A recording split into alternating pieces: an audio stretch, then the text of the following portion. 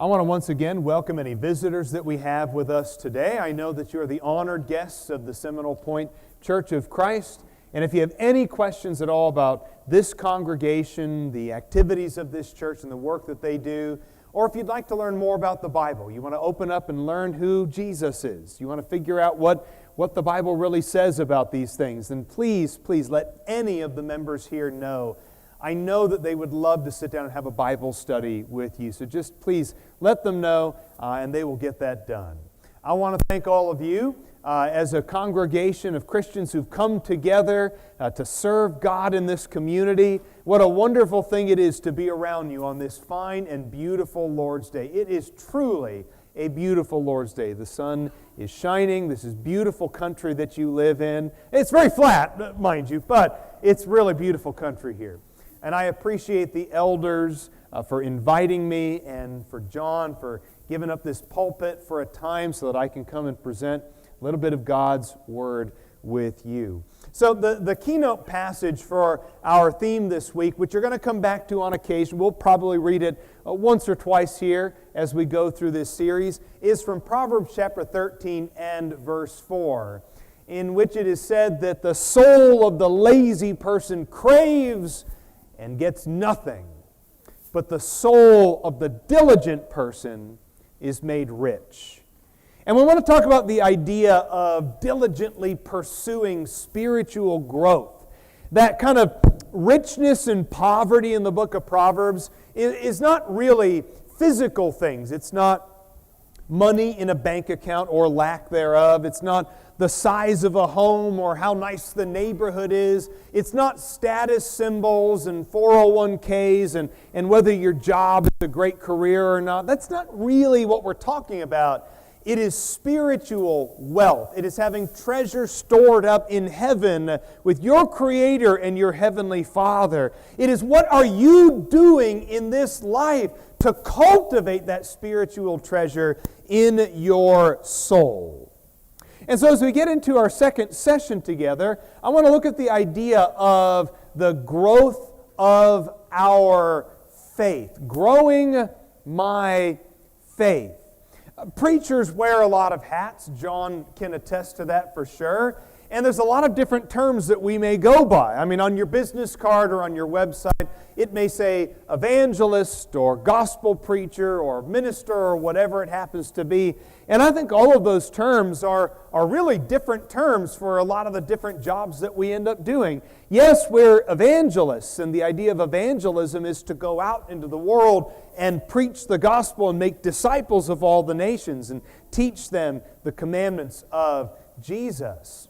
But I think other terms like minister, which is the idea of a servant, maybe encapsulates the idea that once you make disciples of all the nations, the job's not done. And that's not just true for a gospel preacher, it's true of all of us in the local church.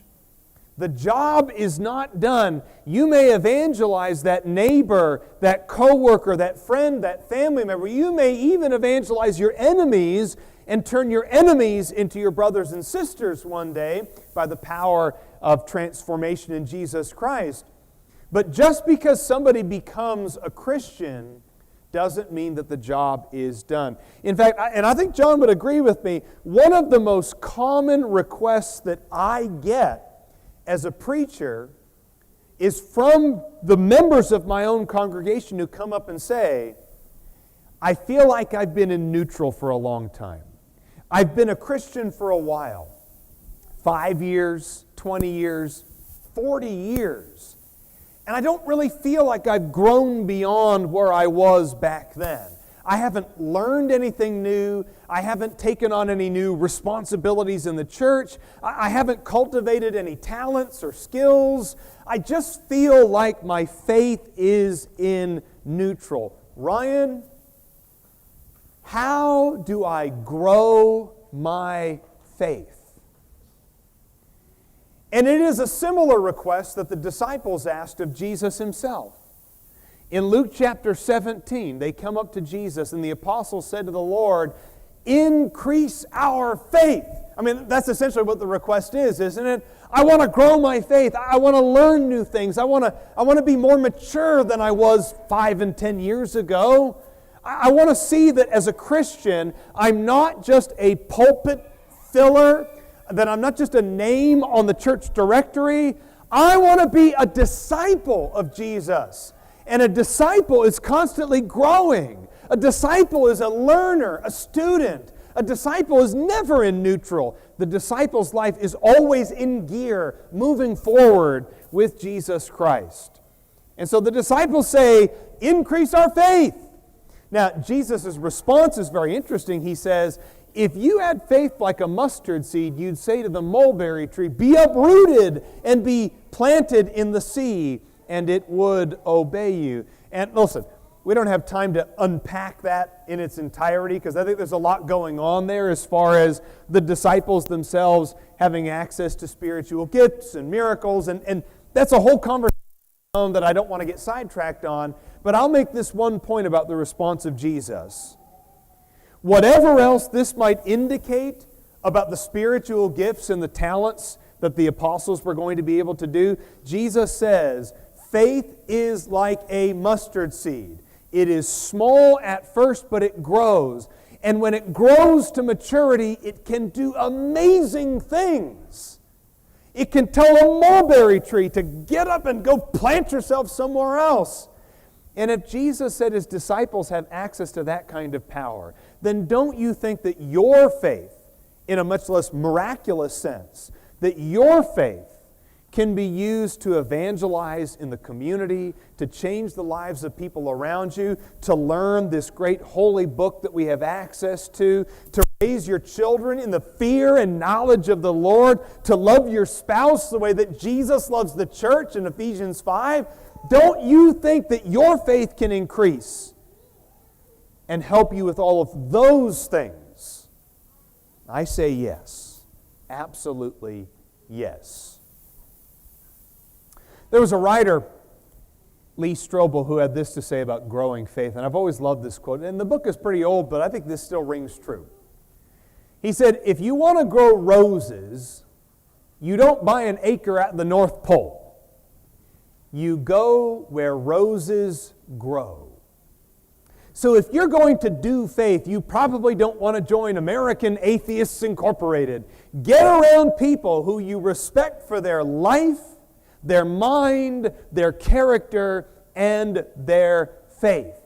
Faith is going to grow when it is allowed to grow in the right conditions. Now, I love the roses, and you'll probably notice the roses kind of woven throughout the visual presentation of this lesson.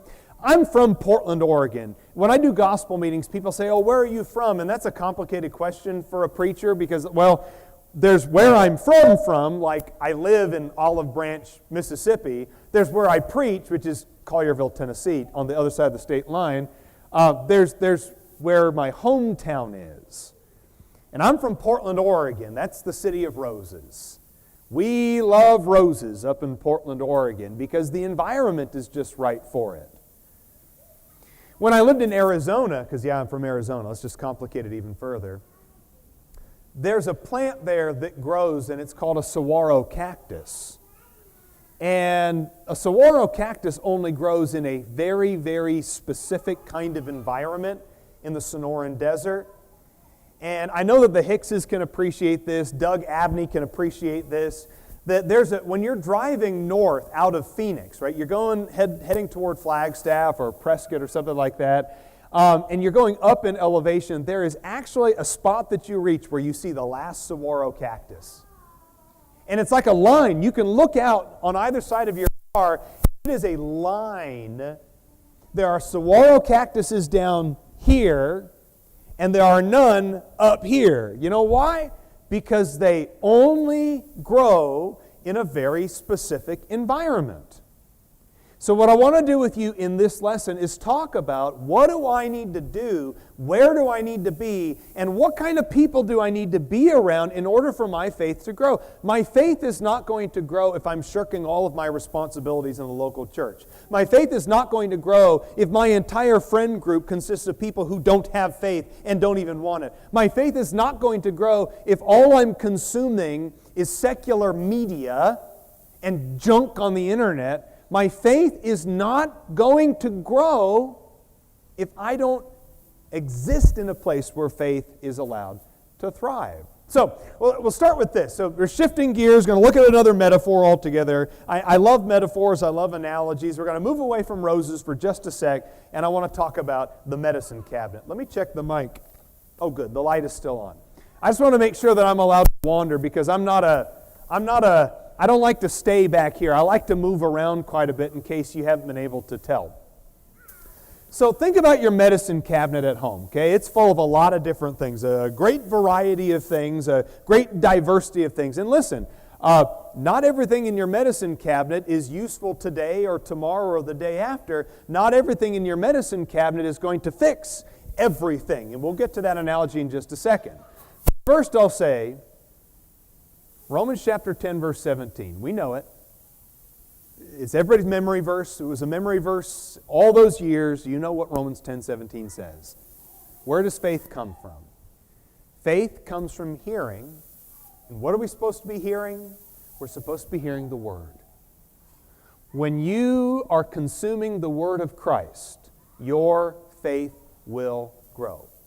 But I want to be clear about something. If you want your faith to grow, I think you need to be careful with how you study the Bible. Because not everything in the Bible is maybe what you need to hear right now. Not everything in the Bible is what you need to study right now in order to grow your faith. Here's what tends to happen. People who want to grow in their Bible knowledge, people who want to grow in their faith, they say, listen, I don't feel like I know the Bible very well, so what I'm going to do is I'm going to start at the beginning, and I'm going to read the Bible the whole way through. And good for you. That's a very noble idea. And Genesis is great. Genesis is a great place to begin. In the beginning, right? Can't find a better place than that. Exodus, man, Exodus is awesome.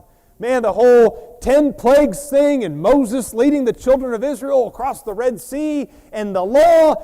And then what ends up happening when you get about halfway through Exodus? The tabernacle. And you get chapter after chapter after chapter of, here's how I want you to make the tabernacle. And then when he gets done with that, he says, chapter after chapter after chapter of, and so they did it.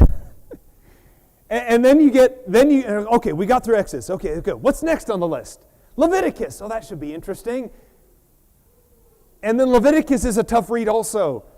And Numbers is kind of a tough read, and Deuteronomy is kind of a tough read. And what ends up happening is people who are not super familiar with the Bible and want to learn more, they do this thing where they want to read the Bible, I'm going to read it straight through, but they get bogged down in Exodus and Leviticus and then Deuteronomy, and they get bogged down and they kind of give up. The enthusiasm is lost. Now, I want to be crystal clear with you. I am not saying that Exodus, Leviticus, Numbers, and Deuteronomy are useless or that you don't have to study them or that there isn't like massive amounts of incredible spiritual wealth to be found there. But if you're not familiar with the Bible and you're just starting out, probably Leviticus doesn't need to be the first book that you read from the Bible. Can we all agree on that? Leviticus isn't super high on the priority list of like, I am young and I am immature in my faith and my faith needs to grow. Probably Leviticus is not like the top priority for me right now. And so that's where we talk about like a medicine cabinet. There is healing in the medicine cabinet, okay? Inside of this medicine cabinet, you want your faith to grow? Great. Faith comes by hearing and hearing by the Word of Christ. Okay. There is healing inside this medicine cabinet. But that doesn't mean that everything in the medicine cabinet is what you need to take today. If one of my kids comes up to me and says, I was playing in the yard, I tripped and fell, I've got an owie on my knee, I don't grab a Benadryl and say, well, here, take a Benadryl, that should help. If someone comes in and says, oh, I've got a splitting headache today. Oh, man, must be the weather. Weather's changing. I've got a splitting headache. I don't hand that person like athlete's foot cream. Like, here, put a little bit of that on. That'll fix it. Now, if you got athlete's foot cream is pretty useful. If you got a headache, ibuprofen. Got to go for that acetaminophen. And for the really tough one, pull out that naproxen, right? I think you understand what I'm saying here. There is healing in the medicine cabinet, but today, with whatever your spiritual need is, that doesn't mean that everything in the Bible is what I need to be studying right here, right now, today. Let's look at a couple passages here that illustrate what I mean. Go to Colossians chapter 4.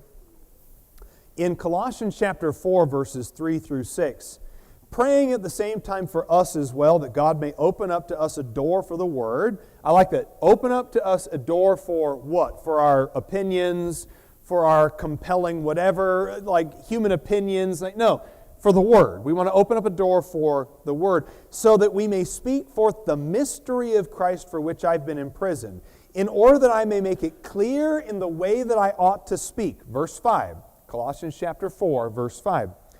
Conduct yourselves with wisdom toward outsiders, making the most of the opportunity. Let your speech always be with grace, seasoned as it were with salt, so that you may know how you should respond to each person. A takeaway for me, at least in this context, is, yes, we want to have that door opened up for the Word, but we need to be really careful with how we use the Word, because there are parts of the Scriptures that are going to be very impactful to somebody, and there are parts of the Scriptures that are not going to be very impactful to someone in a certain context, in a certain time of life. And so we want to pray to God and say, God, when you open up to me the door of opportunity, when I'm encouraging someone, teaching somebody, when I'm teaching a high school class, when I'm teaching the gospel to my teenage children, when I'm teaching the gospel to my neighbor, when I'm just wanting to grow for my own faith, God, help me find the things in the Scriptures that are needed right now, so that I can answer, as He says, each person appropriately. Each person in that moment, in that context, with that passage of Scripture that is going to be the most impactful. And that's what we really want, isn't it? And so my recommendation is ask for help. If you're someone who says, I want to grow my faith, talk to John, talk to your elders. Go to your elders and say, I don't feel like I know my Bible very well. What should I do? Where should I start? Where should I go? What should I be studying? And they can give you some direction on, well, listen, have you studied one of the Gospels recently? Well, study Mark. Open up Mark. Mark is great. Mark is accessible. Mark is the shortest of the Gospels, so if you're really not familiar with Jesus, like maybe start with the short one. Maybe start with Mark, 16 chapters. Boom. You can read that in a couple of sittings. Right? Open up Hebrews. Hebrews is great. Hebrews is wonderful. Book of Proverbs. The book of Psalms, very encouraging. There are places that you can go in the Scriptures right here, right now, that are going to be really useful for you if you want to grow faith. And ask for help. Ask for direction from people. A second thing that I'll recommend, third analogy now. We're just racking up all the analogies and metaphors today, aren't we? If you want your faith to grow, start flexing your muscles. Your faith muscles, your spiritual muscles. Let me explain this. We're told in Hebrews 11, verse 1. This is another one of those very, very common passages on faith. It was a memory verse. We all know it. Hebrews chapter 11 and verse 1. We are told that faith is the assurance of things hoped for and the conviction of things not seen.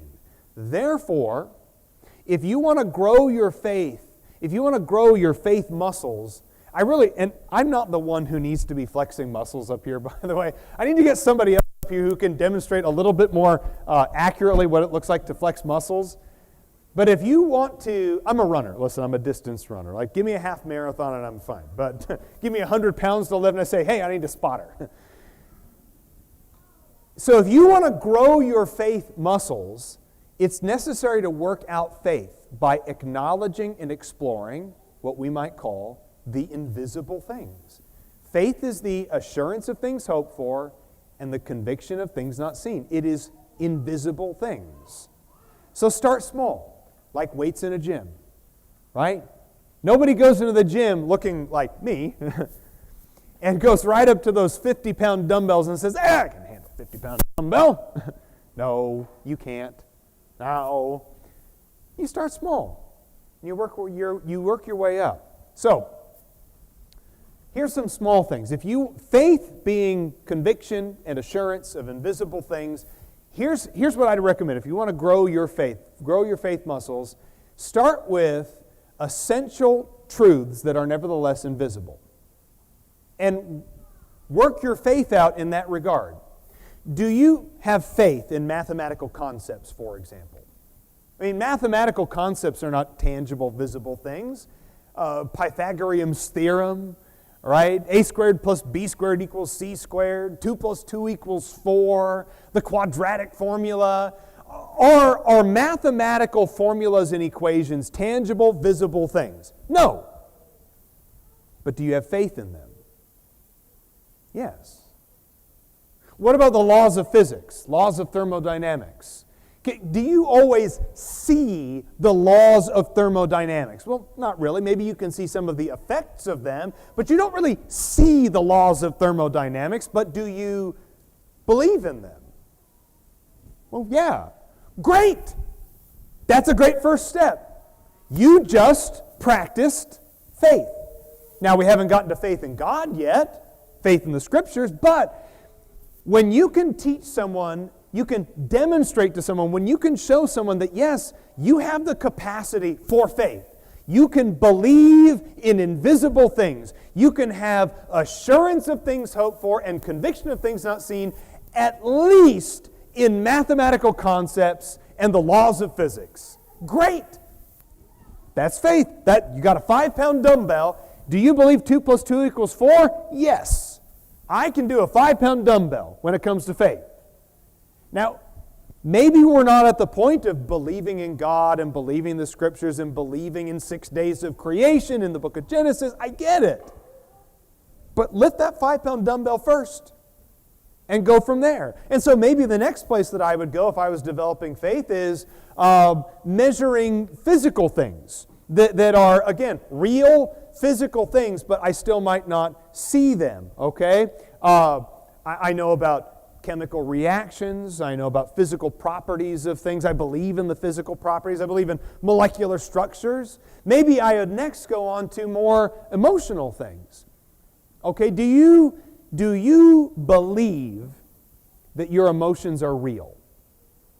When you're angry about something, do you believe that that is a real emotional reaction to something? Yes. Do you believe that your perspective on the world is a real perspective? Can you at least agree with Descartes? I think, therefore I am. Yeah, consciousness. I believe in my own self-consciousness.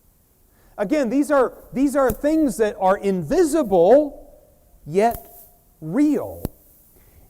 And so once I start to accept even basic theological concepts and premises, like Hebrews chapter 11, verse 6 says that those who come to God must believe that He is. Do you believe that God is? On a basic level, do you believe that God exists? And once you start working your way up from that, believing that God exists, I can work my way up to deeper and richer things, the deeper and richer knowledge about God. So, if I want to grow my faith, this is a process I would go through. Is I would start small, work my way up from there. You are capable of believing in things. You are capable of faith. Now, I'll move on here from this next point. You have to do something with faith. Got to do something with it.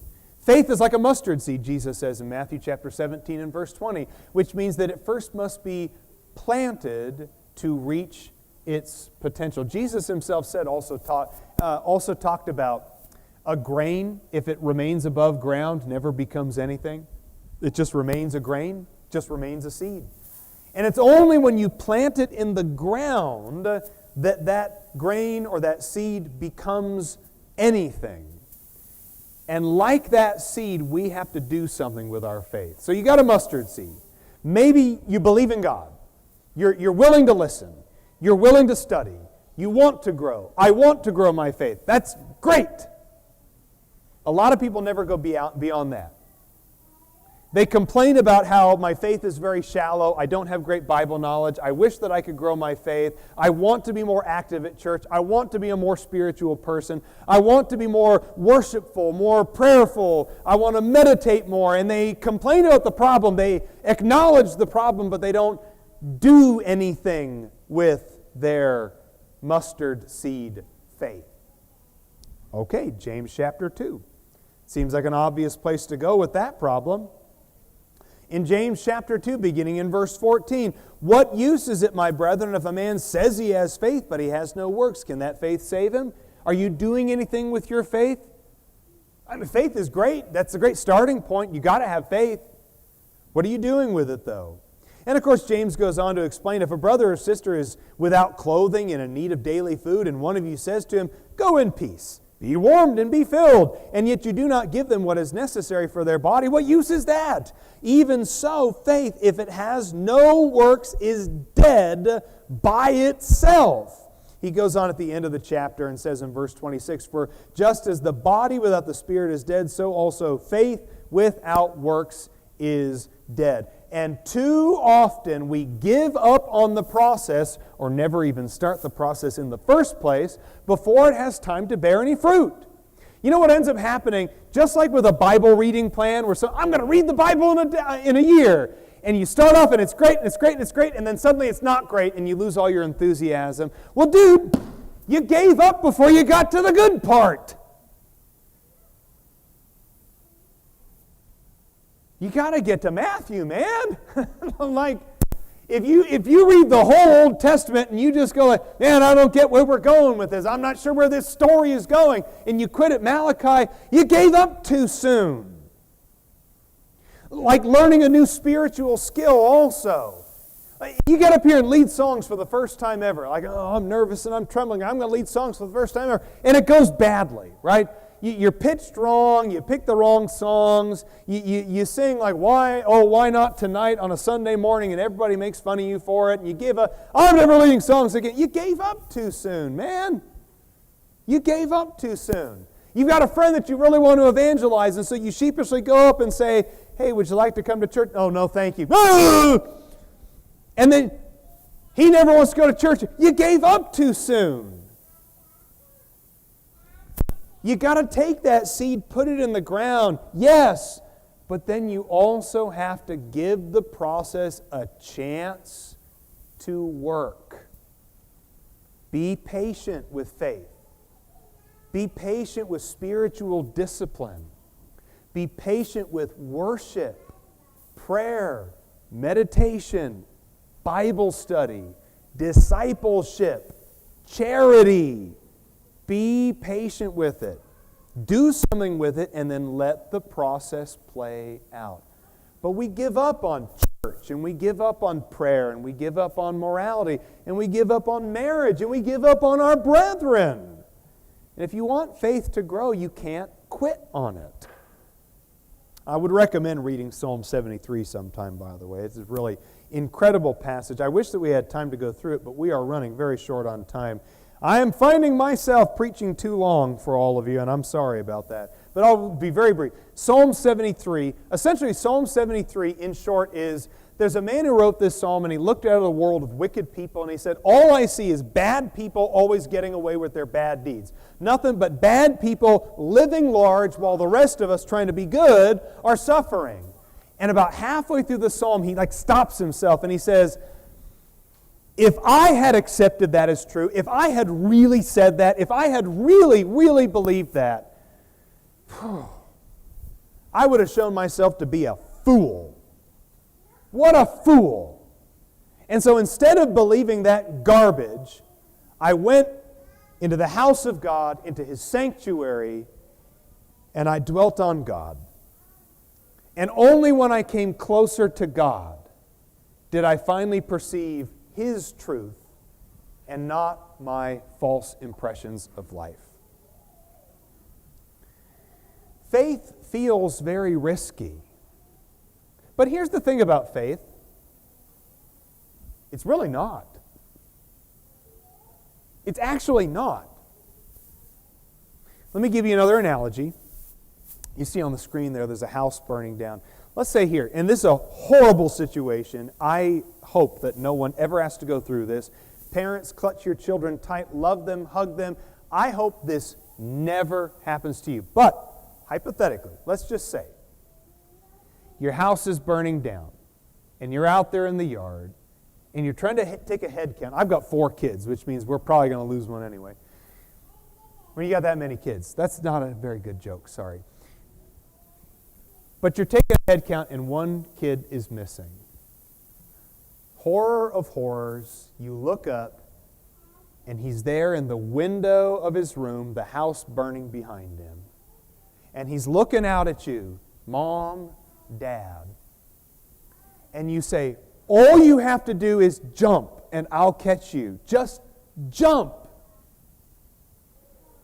In that moment, why does a child hesitate? In that moment, why is a child so scared? Faith feels risky.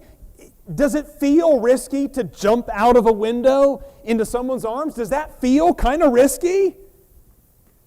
Yeah.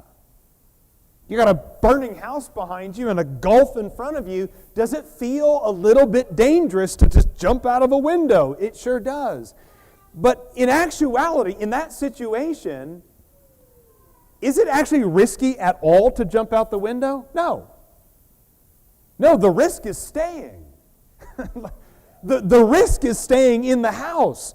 Jumping out of the window into your Father's arms is actually the least risky thing that you can do in that circumstance. And I get it.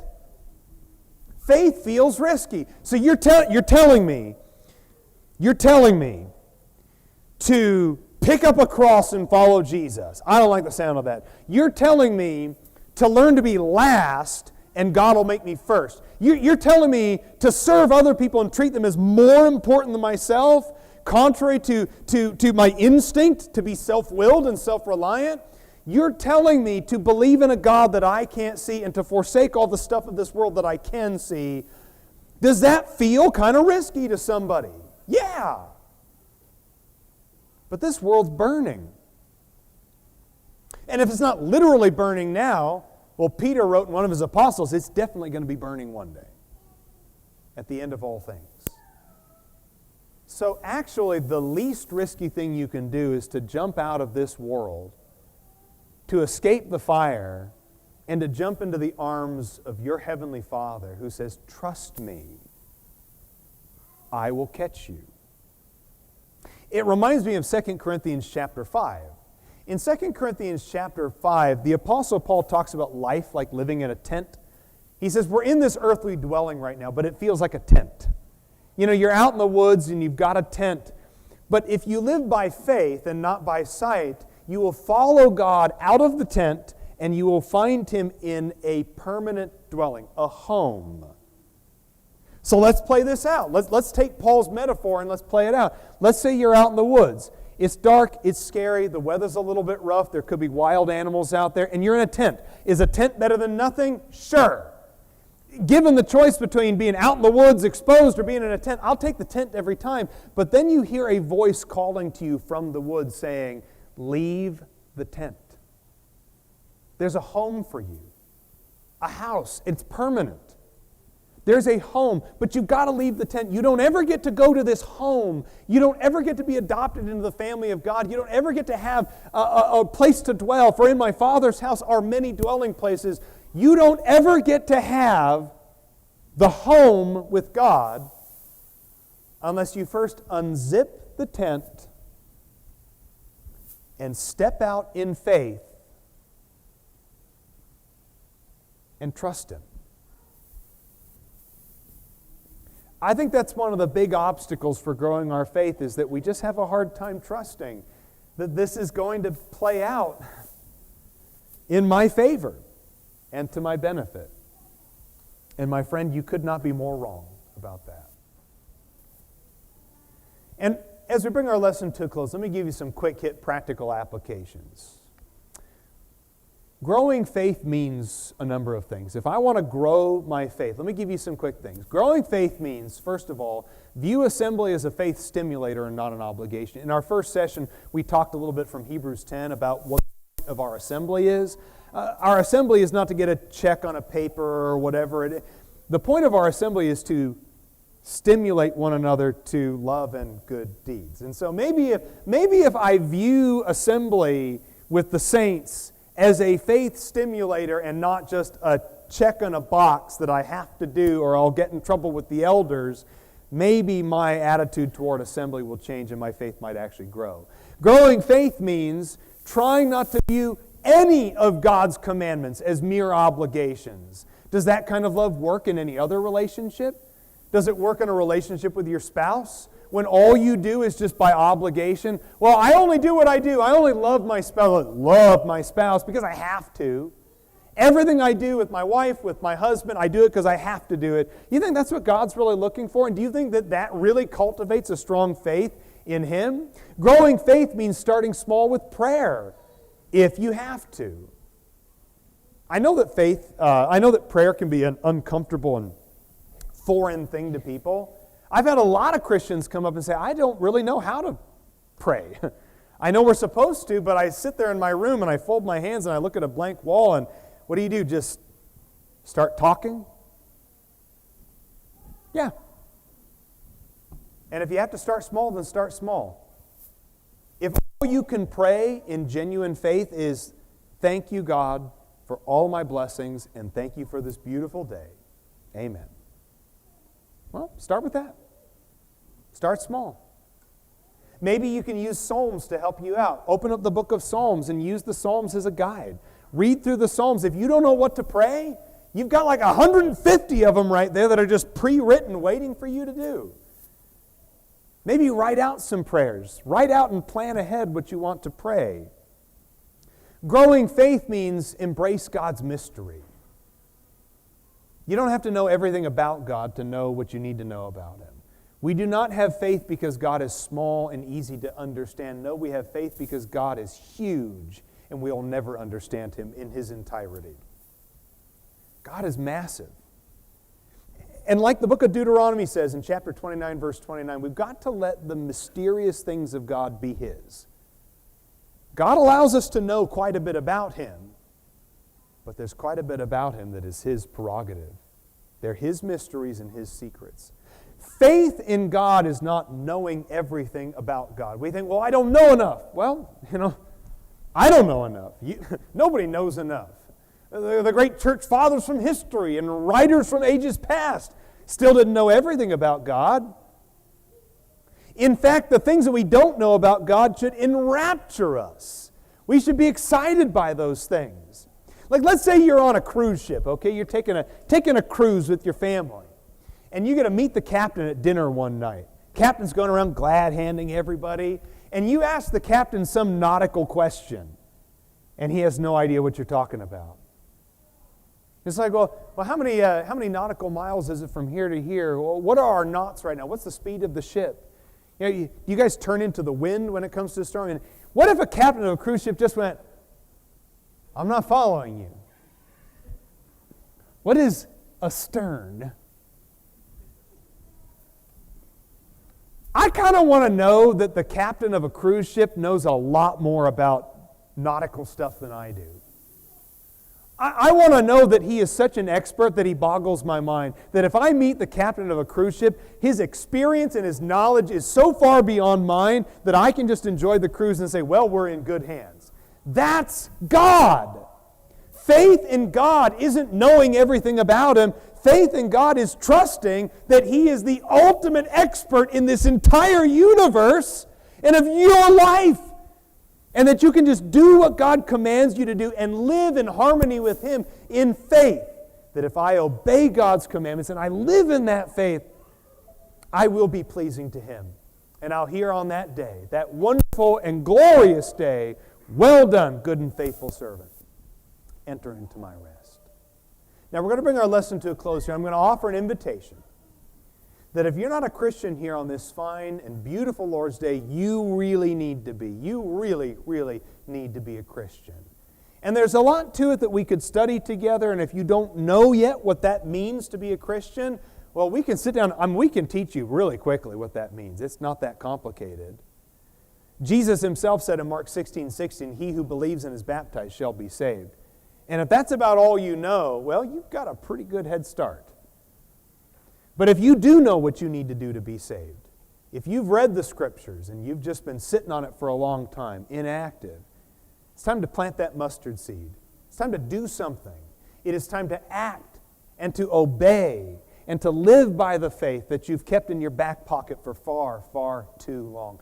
Grow your faith today. Become a Christian. Be saved. Be part of God's heavenly kingdom. You can have all of those things right here, right now. So whatever spiritual need you have, I encourage you to come forward as we stand and sing.